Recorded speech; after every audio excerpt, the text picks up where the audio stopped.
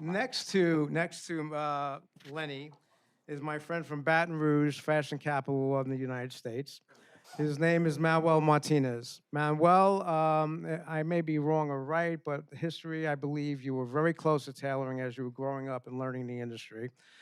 Somewhat of an apprentice. I don't know if he can actually make a jacket, but if anybody understands it more than anybody else, he understands the geometry of the body, he understands the fitting, and he understands how to put it together. He does a great job. In fact, he told me, I guess I'm going to boast for you. He told me, I had a great day yesterday. I had $100,000 sales. I'm like, okay, it's good that you're on the panel. That's great. Next to Manuel is a gentleman by the name of Gear. He is a journalist. He has a magazine called No Chaser. And the articulation of the way he brings forth the ideas of fashion is, to me, poetic. It's quite wonderful. I would also say if you were looking up American Sprezzatura in the dictionary, you would see his picture. The guy is a cool cat. For sure. He just dresses amazingly, and I just love the way he dresses. Next to Gear is Peter Roberti Sr. Peter hails from a company called Adrian Jules. Adrian Jules, fortunately, has a factory. It's a factory in the United States, which is amazing. There's a factory that he works with. However, Peter is doing retail for Adrian Jules, a little bit separate of a company, and they really do it well. If you ever have a chance, if you're ever passing through Rochester, go visit. The way they do it is it's magnificent. They actually have a panel of shirtings that are on the wall. And when I asked Peter, I said, how do you sell these shirtings? He goes, I don't. It says like a drive-through. People just pick the shirtings off the shelf. It's just awesome. Peter has done a lot for the industry. He was a president of the CTDA several years ago. And the CTDA, by the way, is the Custom Tailors and Designers Association.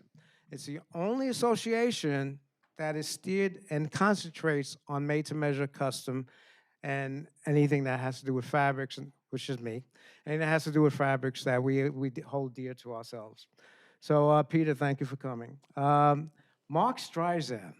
Mark Streisand, I've known Mark since I guess maybe early 2000s, if I'm not mistaken. Mark was working in the city when I met him. He was working for a guy who was a big player. He was really, really doing a big job. Mark is not bashful in learning. He'll ask a lot of questions. He'll be right there. And Mark decided that he wanted to open up his own business. He went to Providence, Rhode Island, a very collegiate city. And Mark went there for doing custom. Well, Mark, unlike most retailers who do retail and then start to do custom, Mark started with custom and went into retail. So now he's carrying brands like Keton and other like unique boutique brands out of Italy that he does quite well with. So I thought that from a retail perspective and also custom would be a good addition for the show. I think we have last but not least another Peter Roberti. Peter is following in his dad's footsteps, and as he joined the company, I guess a number of years ago, the company has grown exponentially between him and the staff that they have. They're doing an amazing job. Peter, following his dad's footsteps, is the president of the CTDA now. He's already started doing some great things. There was recently a forum at the CTDA, which was absolutely awesome. It was an interchange where people were moving from table to table. It was experts. So it would be a production person, a shirt person, a person that is learning how to expand their businesses by opening up other stores. It was actually a great show. That was really awesome. And Peter is actually the inspiration to develop this panel. We had done a lot of business with him last year, and Vicuna was the leader. And if you ever touch Vicuna, you never want to leave it. I took a little sample home to my wife. I still haven't gotten it back. So anyway, last but certainly not least, Karen Alberg Grossman. Karen is the editor-in-chief of ML Magazine. If you're not already on the magazine, which I'm sure everybody is, you should be, because this is the network for our industry. If you want to know, you can't live in isolation. You can't have a closed door. You have to see what's going on, and they tell it like nobody else. So without further ado, Karen, I ask you to take over. Yeah, thank you so I'll much. put this back.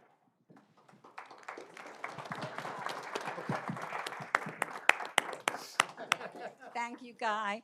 There's about 4 or 5 seats up front for anyone who's standing. There's 2 right here. There's 3 in the middle there. So we'll wait a few minutes so you guys can get seated. No need to be uncomfortable.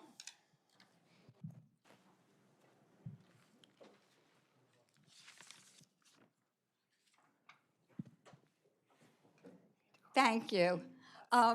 We kind of changed our format a little bit just last minute, and we're going to start off with our panel, but what we're trying to do is make this a little more interactive. So rather than my long list of a zillion questions, we want to know what questions you might have for the panel. So we'll start off with us, and then we'll turn it over to you. So, jot down if you have anything that you want to ask anyone from this group.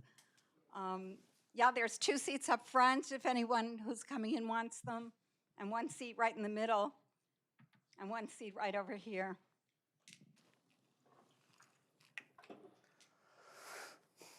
Nice turnout, guys. Thank you for being here.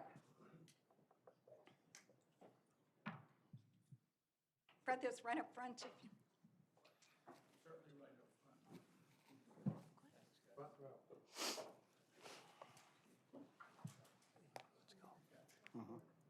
Guys, this is, by the way, MR Magazine, and I've got 2 of my team right here. John and Charles, just stand up so people know who you are. And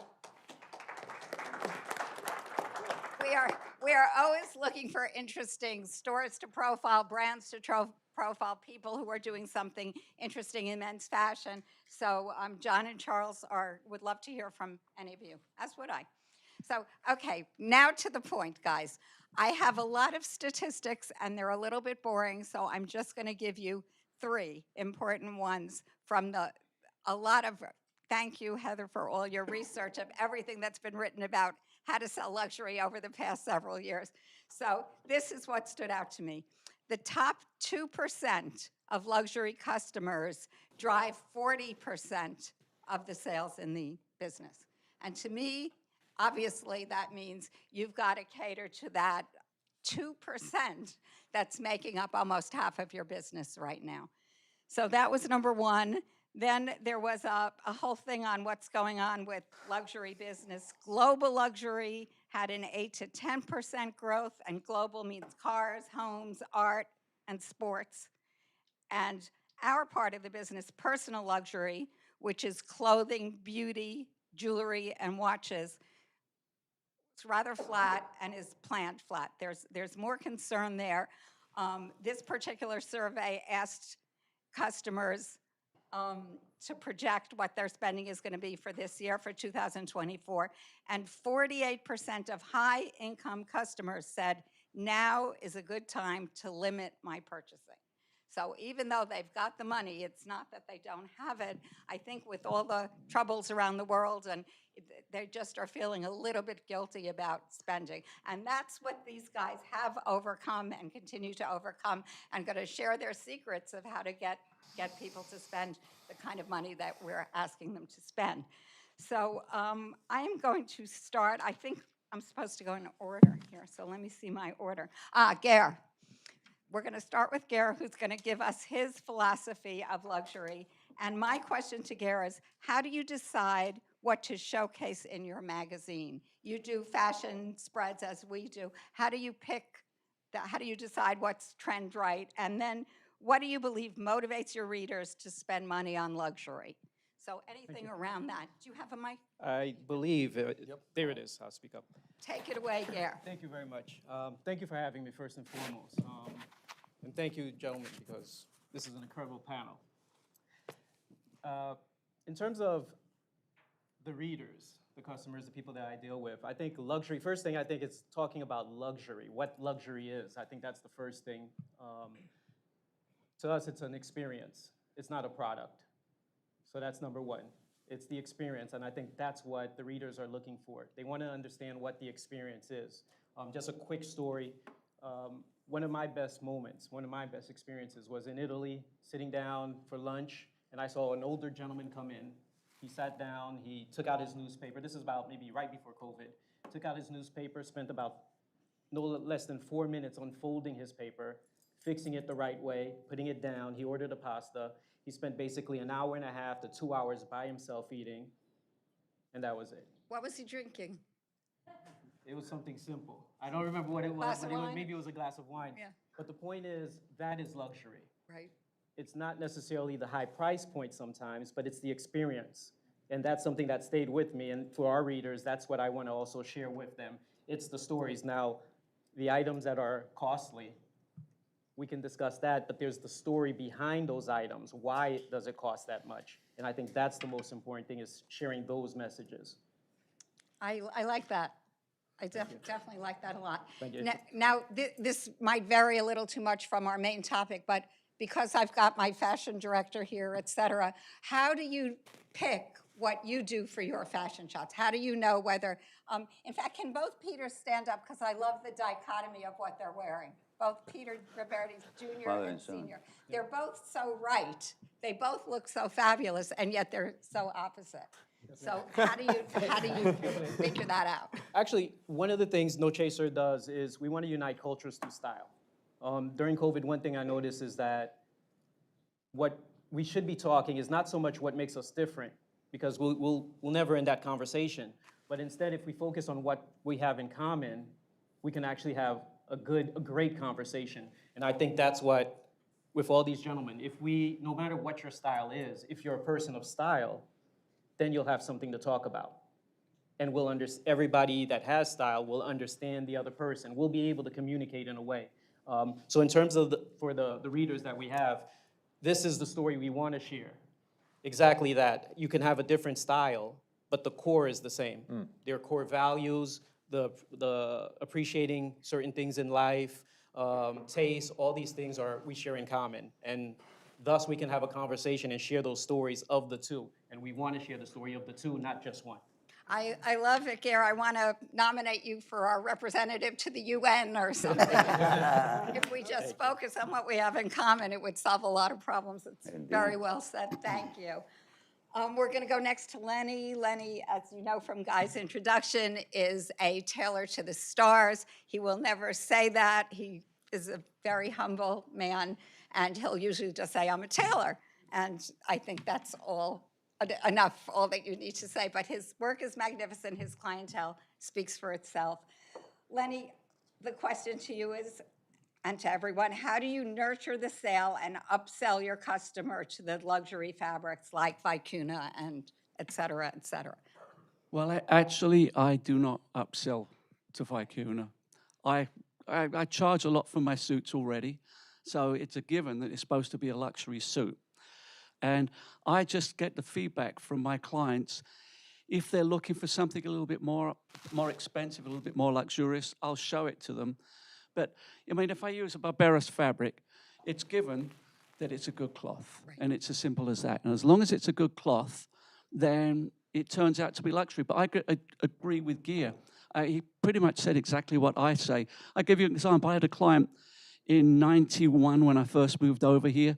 He came in with his secretary, and the conversation was with him and his secretary. I said to the guy, what are you looking for? And he turned to his secretary and said, I would like a blue striped suit. Tell Lenny I would like a blue striped suit. So I got some blues. What do you think of this, Louis? He said to Bitsy, tell him I like it, but I like it a little bit wide. He wouldn't speak to me directly. He had so much money, he was afraid that all I was after was his cash. Wow. And so he didn't trust anybody. Eventually he invited me to his home, and because we got to certain trust. And he owns his own island between the forks of Long Island.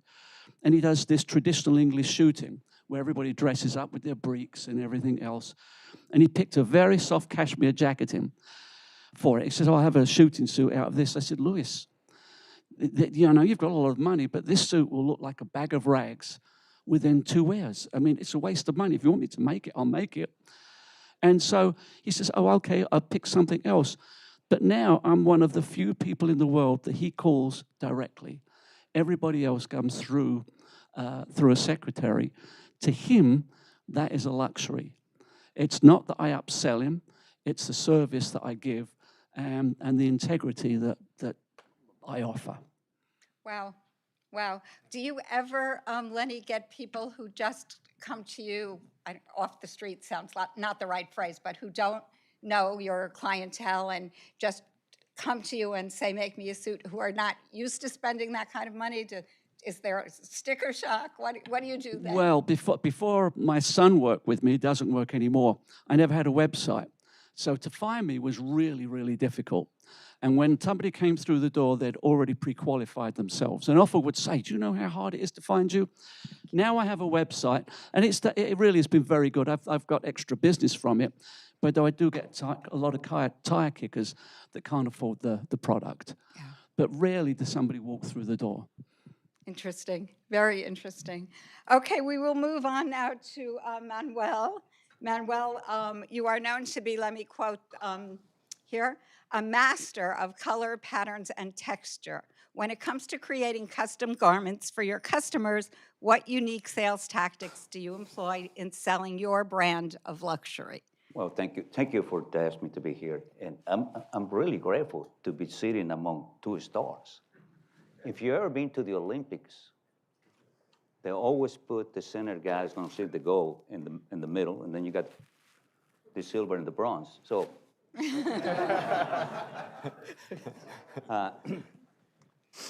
you know, I have a passion for what I do. You probably can tell by the way I dress. To me, dressing is an art. And when I'm sitting with clients, or whoever it is, I always try to listen, then ask questions. So I think if you're going to be selling luxury items, you got to be a good listener.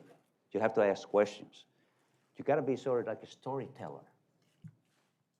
As our friends say here, you got to tell the story. And believe me, every garment that we do, I have a story for it. And I have facts to back it up. You have to establish certain kind of credibility. If you don't have one, get you one. Get your freaking diploma or something. I show high quality materials with high craftsmanship in a very unique style. And what separates us from the masses, and you look around, all my friends dress nice, no disrespect. I mean, he looks like a money maker, and he looks like a movie star from yesterday. You know, he could have done the movie Chaff. My buddy here, you know, he's going back to the 70s, you know, the turtleneck and whatnot, and of course, Peter Roberti, very fashionable young guy, but they all dress nice. But what separates you from the pack? And I think you can see here today what separates me from the pack. I use color, I use patterns on patterns. And my inspiration was years ago, many years ago, I was fortunate enough to represent US of A at the World Congress Show in Paris and love art. So I went to the d'Orsay Museum, the Louvre, and I saw some of the incredible art, Monet, and I look at the colors. Like one of my favorites, water lilies. And they had the greens and they have the lavenders. So I said, can I do that into clothes? And later on, of course, always thought that the Duke of Windsor was one of the best dressed men of his era, and perhaps still is the best. But did you know there were casual clothes back then? But the casual clothes that he would wear, it was patterns on patterns and color. And you Googled the outfits. So then I learned how to do that years ago. Now, when I'm sitting with a client, I think that to sell them something that don't need is not good. So by listening to them, I give you an example. So a client of mine is going to take delivery of a $20 million job. And he sit down with the people to design and make it the way he wanted it to be made. He's going to take delivery to Key West in 3 months. So I say, Mr. So-and-so, have you thought about what you're going to wear there? I mean, it's a very special day. I said, they're still breaking the champagne. He said, yeah. He said, I don't know. I said, can you help me? You hear me what I say? Can you help me? I don't consider myself a salesman. I consider myself solving problems for my clients. I say, of course I can help you. Let me share something with you. I'm going to share about this special animal that grows up in the Andes. It's called vicuña. It cannot be domesticated because if you domesticate it, he won't eat. and he dies. And they only get sheared once a year and only produce 200 grams of that wool. A kilo costs more than Coke. $600 a kilo, Google it. And it's very rare, and during the pandemic, they had to stop. So I got a limited production on my hands. Let me share to you these two colors here, these three colors, and let's pick out 2 or 3. Even though you have all the money in the world, sometimes you can't get this. He said, you're gonna have to get it for me because that's what I wanna wear. I said, okay, I'm gonna do my best. And I did my best. Now he's happy. I didn't upsell him. He sold himself. I just solved his problems. And you gotta create a unique look. If you don't have a look, get your look. Everybody is wearing those soft shoulder coats. Every single one of you. That's fine, but it's got its place. Martinez is cut a little different.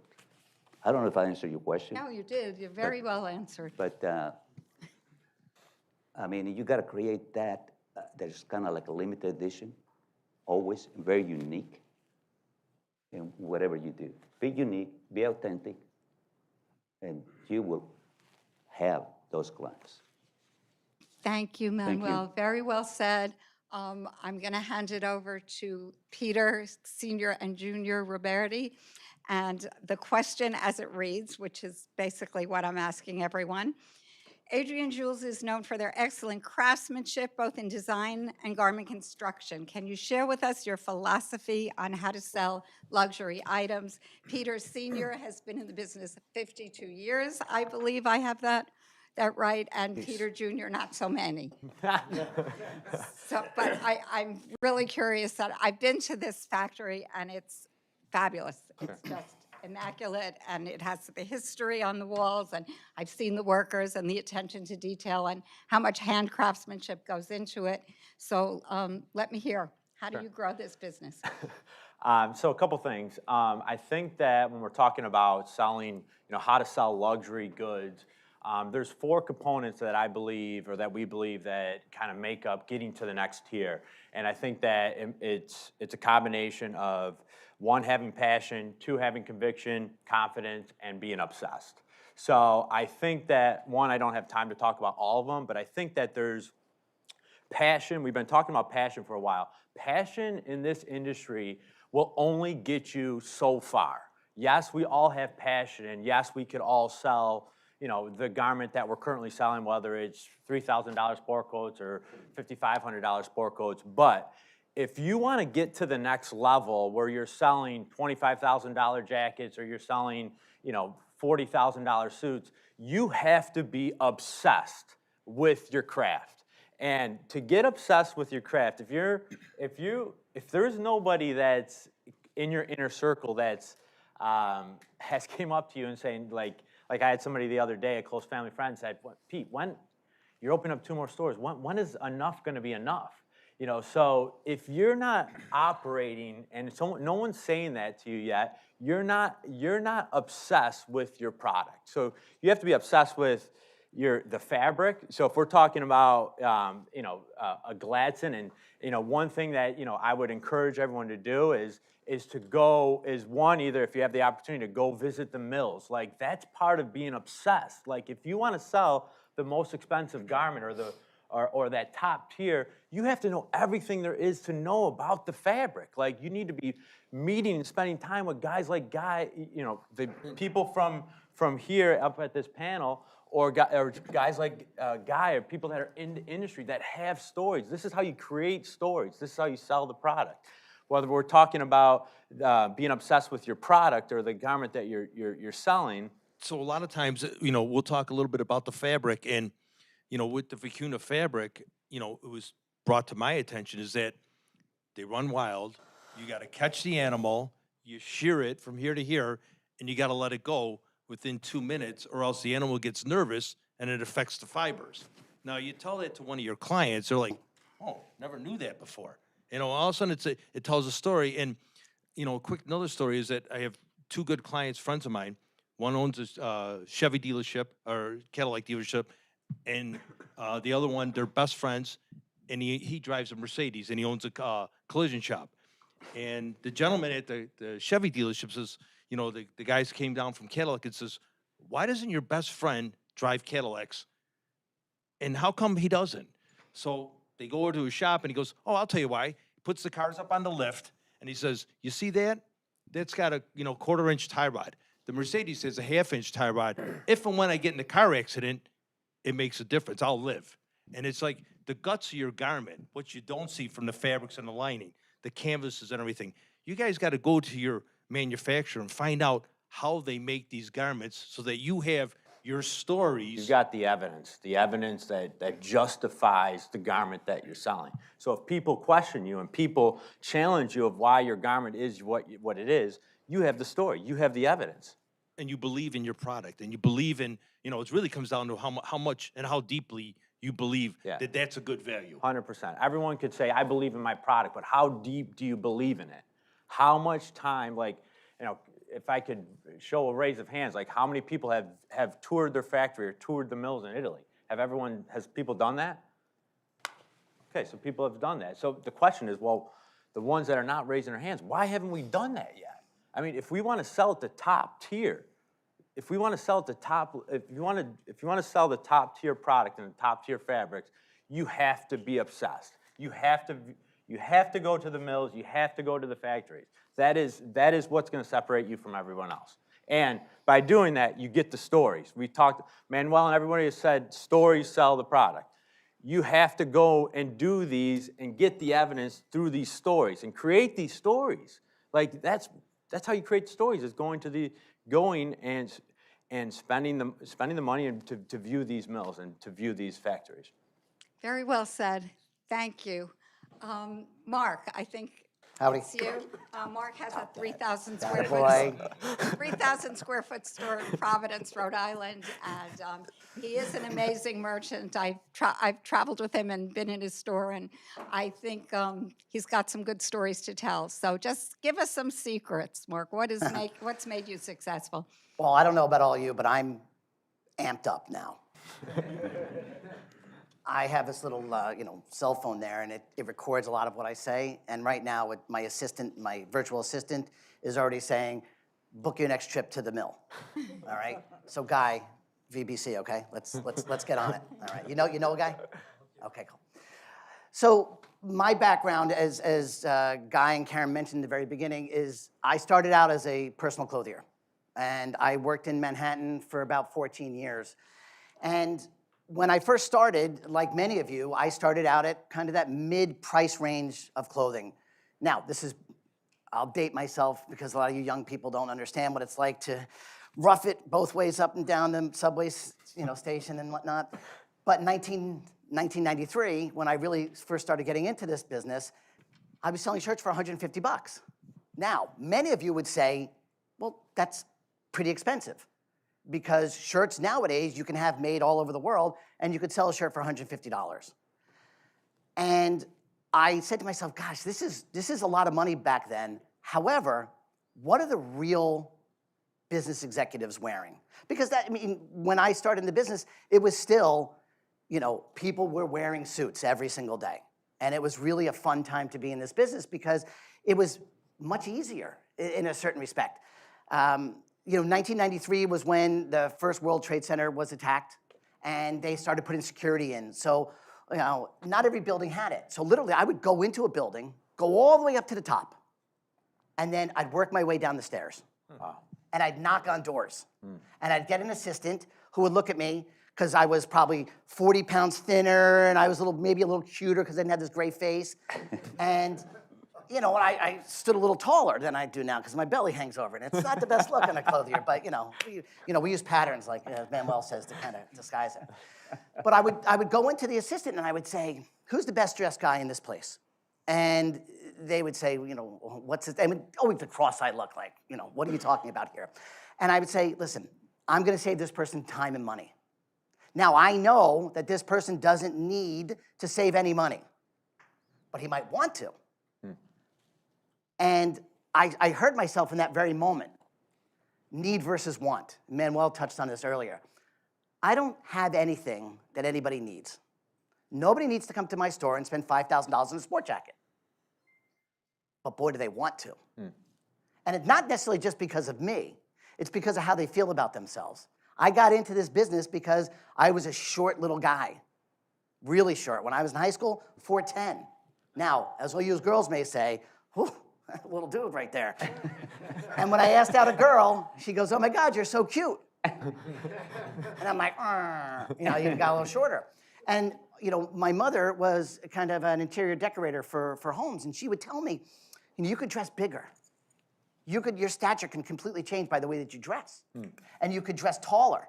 Now, I'm not tall now. I'm 5'8" on a good day if I stretch in the morning. So, but I learned how to use pattern and certain fabrics that would lift me up. So once I started really getting into it and learning, I said, gosh, I need to learn more. So literally, I would go to a store in New York City and I'd buy a jacket. Now, I knew nothing about construction. Absolutely nothing, like many of us do when we first start. We just get into the business because, oh, it's kind of cool. Let's make people look good. Well, isn't that a great feeling? I mean, I know that when a client walks out and that guy looks great, it makes me feel awesome about myself as well. So I started apprenticing, and there was a little tailor on 23rd and 6th Avenue, and it was a Dominican guy. He spoke no English, and I spoke no Spanish. But I would take a jacket in, and literally I would take the sleeves, and I'd cut them off. Just with the scissor. And I'm like, okay, make this look good on me. He's like, you know, his translator's like, you're an idiot. You can't do that. You just ruined the jacket. So come in. And he started teaching me a little bit about it. And I started seeing the clientele that would come into his place that really wanted craftsmanship. And craftsmanship is everything to us. Now, Manuel, he's got this shoulder. I've known him now for probably 25, 27 years. And he's had that same look, and it looks crisp and clean and powerful. And he's been able to have his clientele conform to what his vision is. And it's amazing that you can take somebody, like a raw piece of clay, and build them into what it is that you foresee for them. That's our job. Our job is to help them achieve the look that they want and give them the fit that they need. Right? Because anybody can throw a garment on you, but boy, if it looks bad, it doesn't matter if it's $30,000 or $300. It's still going to look like crap. So our job is to get the fit correct, which is when you want to go see your manufacturer. It's so hugely important. What I did now, after I had an apprenticeship in New York City, and then I bought an existing company in Rhode Island. And this company had a tiny little retail section, had probably about 250 square feet of retail. And I bought this business mostly because he had 3 master tailors. And as many of you know, this is a dying art. You know, Len and I were talking earlier, you know, here's a man who's been in the business for 50 years, and what's his succession plan? His kids aren't in the business. He's got to hopefully find someone that is interested in tailoring that he can kind of get up to speed a little bit so that he can eventually take over, she can eventually take over. But when I saw the opportunity to provide the same quality or close to quality retail stuff as the custom clothing I was making, I'm like, all right, this is a pretty cool symbiotic relationship. And I set on a path and I went crazy. I spent thousands and thousands of dollars going to Italy, going to factories, watching them manufacture stuff, watching rows of people hand sewing. We don't have that in America anymore. You know, where I live up in Providence, we have Fall River. Okay, Fall River at one point was a mecca of clothing. They'd make everyone from Polo Ralph Lauren and Nordstrom's and, you know, Alexander Julian, for those of you who remember them. And it was good clothing, but never hand done. And what we do is sell handmade clothing. Now, all of ours may not be bespoke like what Len's is, but the amount of handwork that goes into a lot of our garments, which would be maybe considered more of a made to measure, it's pretty damn good. And if you're selling the lowest aspect of custom-made clothing, you're making a mistake because they're not going to experience anything different than going to a regular store. You are there to give them a want, an item that they can't necessarily get on their own. You bring it to them, or they come to you. Now having a store is like the coolest thing in the world for me because I have trinkets and sweaters and pants and all this stuff that I know is really great material and really great craftsmanship. Hand-done waistbands, hand-done armholes in my coats, hand-attached collars and rotated sleeves on my shirts that really have only gotten done by true craftspeople. So to me, I was able to marry the two of them together in such a way now that a guy will come in and he'll say, listen, I want to get so now this year we've got these amazing cashmere stretch fabrics.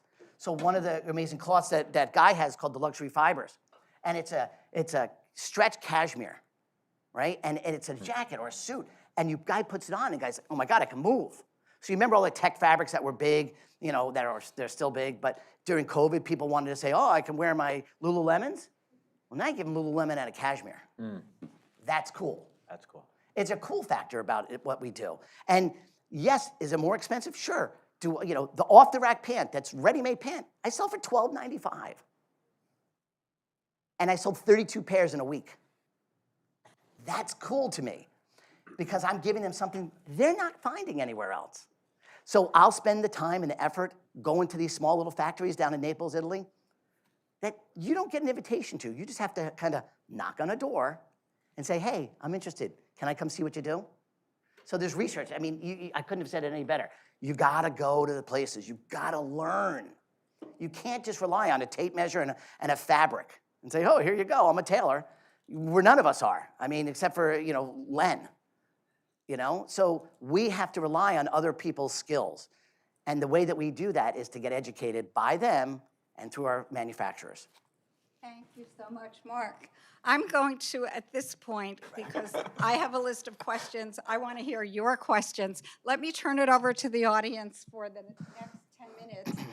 You can either address it to the whole panel, and everyone will answer, or you can address it to a specific person. Yes, back there. Guy, do you see it?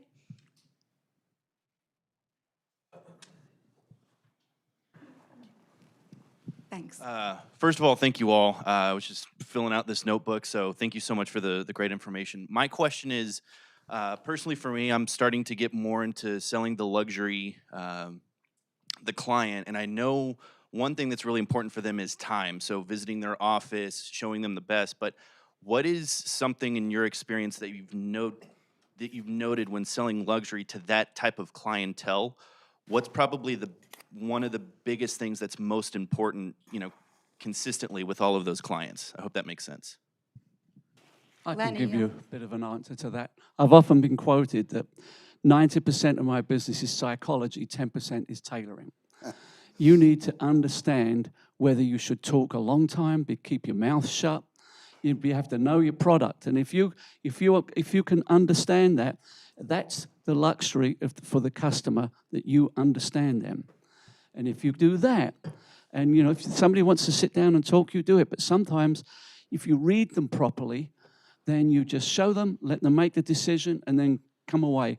If you try and force it, it'll never work. Excellent answer. Yes. The way I look at it a lot of time is like, you got to have trust, and they trust you, and it's up to you to understand, or them to, if you believe in the product or whatever you're trying to sell them, they're going to understand and believe you, and then that's why they're going to buy it. But it's up to you to give the trust. Most men, they believe that they are in a hurry most of the time. And in my case, not to toot my horn, because I'm very good at what I do, and I don't just sell one. They know that if I'm there, they're going to buy more. And they tell me when they come in, I'm in a hurry. I said, well, tell me what you're in a hurry for. And they go, then they stutter. I said, well, and if I know that they like football, they like golf. When's the last time you played golf? I play, yes, how was it? I get them to talk about what they like. You saw how much time my friend took, right? He was talking about what he loved and liked and want, and then you realize that was BS, that they have time for you. You got, as my friend said, you got to listen to them, and once they talk about what they like, you can have them there or offer them a little fine wine or scotch that we do in our place or whatever they drink, and they'll mellow out, and then you continue, go ahead. The last thing, then I'll sit down. How do you find the balance of talking? For me, touch on like, oh, I like this, but they're not there to listen to what my favorite things are. It's my goal to listen and to offer them what's best for them. So how do you find that balance of, talking about what you like and then turning it to them? Because I don't want to talk about me. I want to listen to them, but ask those probing questions to get a response to then present something else to them. So I don't want to talk about me the whole time because that's boring to the client. You don't client want to can- talk about you at all. When I go into a client's home or their office, while they're talking to me, I'm looking around at the photographs, all the things they've got there. Oh, you've got children. How many have you got? Where do they go to school? You see, you like to play golf. You like to shoot. And get them talking about themselves and relaxing. Everybody likes to talk about themselves. And you're learning about the client at the same time. Push it and you will lose. Thank you. I have a ahead. little different thought on that. You're an expert at what you do. People who are great at what they do appreciate experts at what they do. Sure. So the fact that you feel he doesn't want to know what you like, you wouldn't be sitting in his office if he didn't respect what you do. Yeah. So allow yourself to acknowledge that you're, sounds good, you're good enough to be there. You're there for a reason. Yeah. The listening is crucial. It's 90% shut up, 10% interject, and That's the give right what question. you need to give him so that he hears what he wants. Thank you. Well said. Thank you. Questions to anyone? No? Okay, then you're going to have to suffer with a few. Oh, right. Oh, okay. In the back. Thank God. Incoming. Thank you all for being here. My question is, as someone new to getting into luxury, what are some of the best ways to get your foot in the door with some of these higher end customers when you yourself are just starting out? Is it just knocking on a lot of doors or just kind of being consistent and wait for them to show up? No, number one, if you're getting to the real luxury market and selling garments above 5,000, 10,000, like some of my friends do here, it's going to be very tough for you to call them on the phone. You got to place yourself where these people go.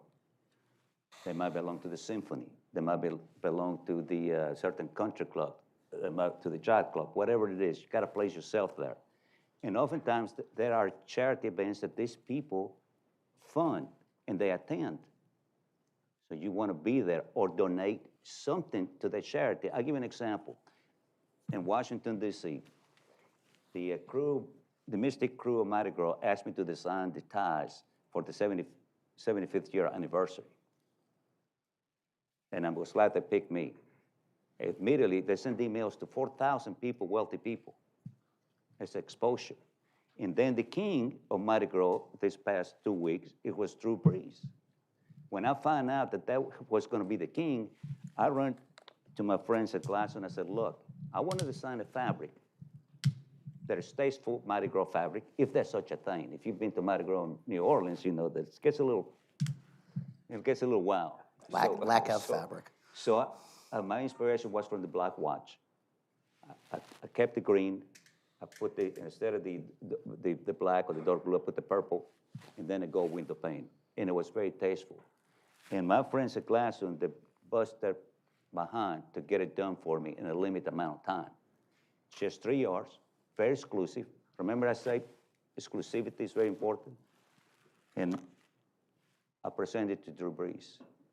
Now, the people that were there that I've been trying to get before over the years came up to me, when can we get together? All of a sudden, I'm not chasing them. And these people, they've been chased by everybody. The best thing you can do is place yourself where they are and get this, and dress sharp. They get to see you. Some people say, man, I see you here all the time, and I don't know, who are you? You invite them. You want to invite people. By dressing the way I dress, I invite people to come to me. I hope that helps you. Thank you. Anyone else on the panel? Yes. Manuel mentioned something about country clubs. I love golf. Now, I suck at golf, but I look like I know what I'm doing, okay? And I joined a club that was above my means. purposely so I could be around the people that I wanted to meet. Not in a salesman's position, but in a cohort or colleague or friendship way. Because, listen, in golf, there's a rule. If you're not good, play fast so that you can keep the game going. Even when guys that I'm playing are super good and I'm not, I keep up with them. And it allows me to have something to talk to them. I'm with that guy for 4 hours, right? I look at what we do, all of us, what we do is we're sharpshooters in the Marines. Okay, we're not infantry people. We're not spraying machine gun bullets. We're sharpshooting that one person. So you will find that person you want, go after them. You know, do you ever watch Wall Street, the movie, the original one? How did Gus go get the guy? He sent him the box of cigars. I'm not saying to spend $500 on a lead, but do something that differentiates yourself. Make it exclusive, like what Manuel said. If I could, oh, go ahead. Sorry. I was going to say, I think that for me, it always comes back to the story. I think that even, and maybe these gentlemen, maybe you guys agree or disagree, you'll tell me. I think that you have to create the story. There are different ways to sell the luxury product. First of all, I think that luxury customer is not on social media so as much, number one. However, I'll tell you a quick story. There was a tailor, he came to me, he said, okay, what should I do? I need to get, people don't know me. I said, you know what, don't create a website because it's a tailored garment. You're not a shop. Just do it on social media. Create a story that represents what you want. What he did is created that story. Eventually, about 3-4 months later, somebody just randomly reached out to him from another country and said, I'm coming to New York. I need 10 suits made. Can I have them made through you? Because he told a story. So reaching out to people is one thing, to sell them what you want to sell them. But if you don't have a story yourself, why are they going to connect? Because I think that's ultimately, anybody who buys garments from any of these gentlemen, they're buying a piece of their soul. It's almost as if you're buying the blood from their blood and sweat. That's what they appreciate from these gentlemen, I think. And that's what you need to show them. You have to create that story for yourself first. And then with that, I think you can continue and move towards that client. Because once again, the client's going to look at you. He's going to understand. He's going to want it. He doesn't have time to spend, but he'll spend it with you. And that's the goal. Does that answer your question? Absolutely. Thank you so much. Great. I'm wondering, panel, are events helpful, trunk show type things, or are there any special events that generate traffic in the store or generate business? You should go for that one. Yeah, we do, and Dad, you could add on to this too. So basically every Saturday, we have some type of event or tasting at our showroom. So in our showroom, we have a lounge area, and what we do is, in the lounge area, we tap into clients.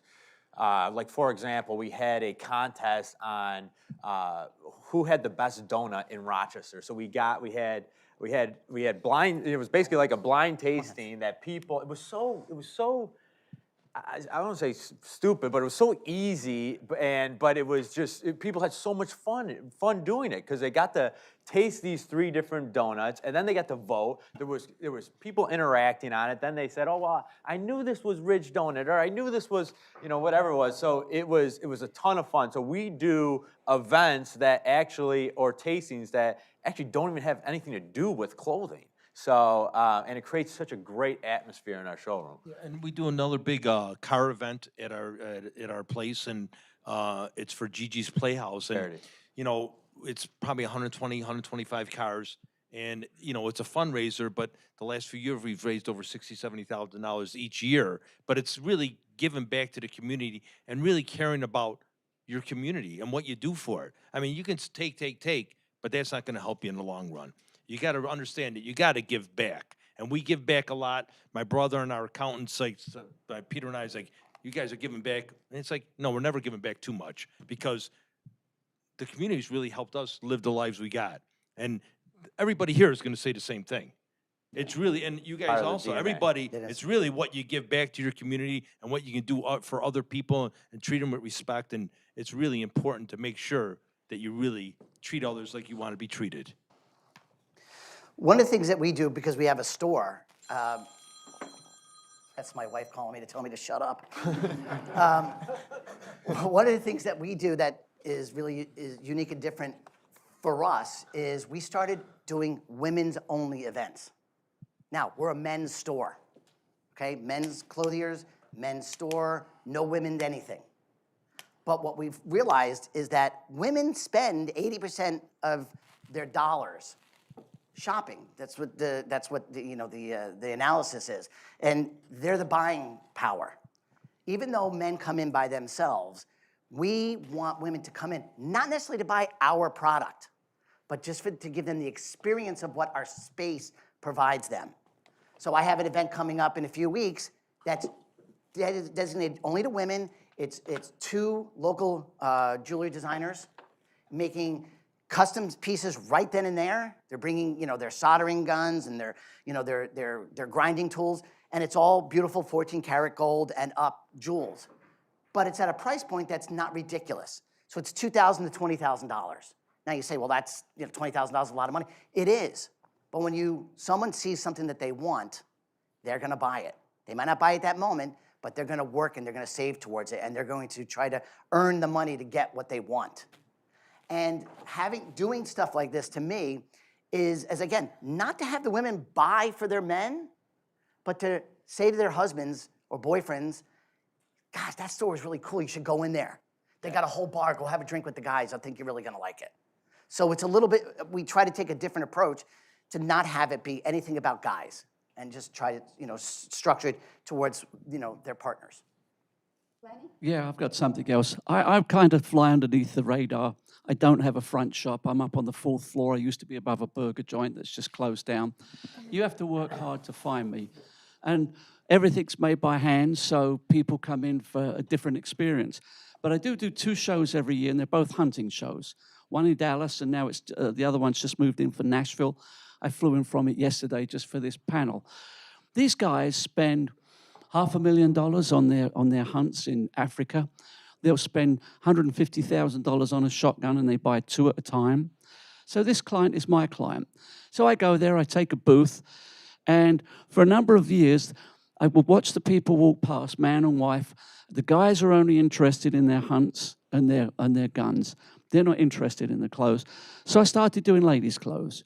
Just hung them out the front, and cashmere, something that would catch their attention. Business went up about 30% the first year, not from ladies' clothes, but because the men came in. And I started them off in their tweed hunting clothes, and it then gave me an opportunity to move them into their business suits and their casual wear, which is actually where I made the money. So I agree with Mark. If you can do something that attracts the women will bring the husband. And in fact, Bruce Boyer used to say that something like 70 or 80% of men have their clothes made by women, are picked by their husbands. 80% of husbands have their clothes picked by their wives or girlfriends. So I think that's probably still true. Yeah. Question last, we're winding down. I thank you guys. This was rather an amazing panel. I think if the panel can stay for another 5 minutes and anyone has individual questions, feel free. Otherwise, same time next year, we will do something like this again, and hopefully you'll be on this side of the panel. Real quick, what I'd like to say is thank you to Gladson and Guy and Karen. Thank you for everything for what you guys did to put this together. I need to reciprocate because I got to thank you. I know some of you came, and you came just for this. You guys probably could have stayed there and made $100,000 each day. So thank you very much. Karen, as always, your We'll expect a friendship and your discount, Guy. partnership is fantastic. Go 5 more A minutes. shout out to Faith Wozniak, our wanna go marketing 5 more director, minutes? back there with the panel. People are buying it. These shows. Nobody does it better. Also to Heather Falconer. Absolutely wonderful. PR is great. So thank you all. And thank you all for coming. I hope it was worth it. Thank you. What are you going to do now? Peter, didn't you have one more thing you wanted to add?